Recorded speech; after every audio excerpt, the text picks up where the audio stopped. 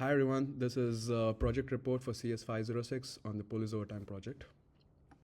So the motivation behind this project is to uncover some sort of interesting trends and patterns that exist within the Boston Police Department, and for this purpose we are visualizing 5 different data sets. The slide over here just highlights the general trends that was uncovered within the dataset, and here we can observe that Bureau of Field Services was allocated the most budget for the financial year 2025, and the Bureau of Community Engagement was allocated the least budget, and there are also significant variations of budget cuts and budget increases. So the graphs over here indicate how the budget allocation across different programs have varied from the fiscal year of 2022 to 2025 and 2024 to 2025. Bureau of Intelligence and Investigative Services have seen a significant decline in its budget consistently, with Intelligence and Analysis seeing a mild increase in its budget. Overall, the professional standards and professional development have seen a constant increase in its budget. So over here we can just observe the different trends that exist within each program, and one of the interesting trends is that current charges and obligations have seen a staggering increase of 5,523% from 2022 to 2025. We also see that there is a clear increase in the budget and equipments across various different departments, highlighting the need of operational expanse. For the second part of the data analysis, we took a look at the difference between 2023 and 2024 for the Boston Police Department.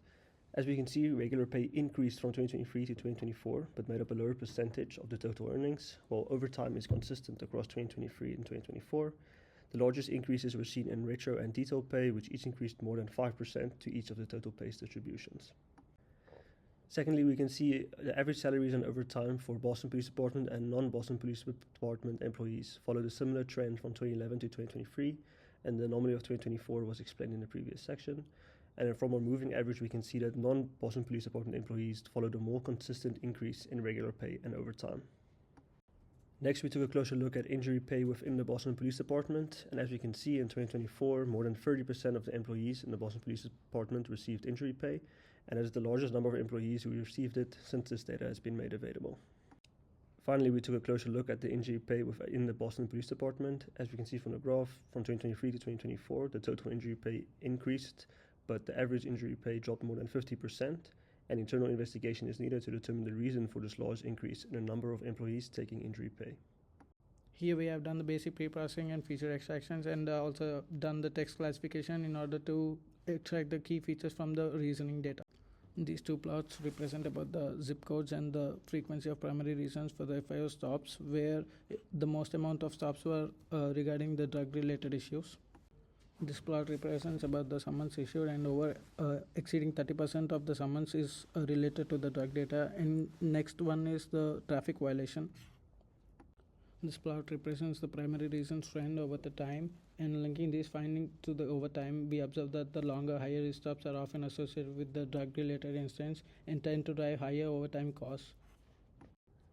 So the bar plot on the right shows that the top 5 customers account for over 50% of all customer-related overtime, with the top company leading at approximately 5 million hours, which is more than double that of any other customer. The next plot shows us clear seasonal patterns, with March and May having the highest overtime and December having the lowest. In early 2014, overtime hours suddenly increased from non-zero to 4 to 6 million hours monthly, and the pandemic period from 2020 to 2021 shows unprecedented overtime levels. So the last two plots show us that there is a dramatic data discrepancy between numerical ranks averaging to about 500 hours of overtime versus text ranks. Also, rank 9 dominates overtime distribution at nearly 70% of all overtime hours. Notable visualizations of wage patterns across ethnicities, with white officers earning the highest and Hispanic officers earning the lowest when comparing the average. When comparing the hours worked for each month, it should be noted that white and Hispanic officers worked more on average. But when comparing the hours worked for each year, Hispanic officers worked more on average. There's an interesting discrepancy between the monthly and yearly averages, which we plan to look into. This here explains the high hourly average across white officers, as can be seen here, where there are higher proportion of white officers.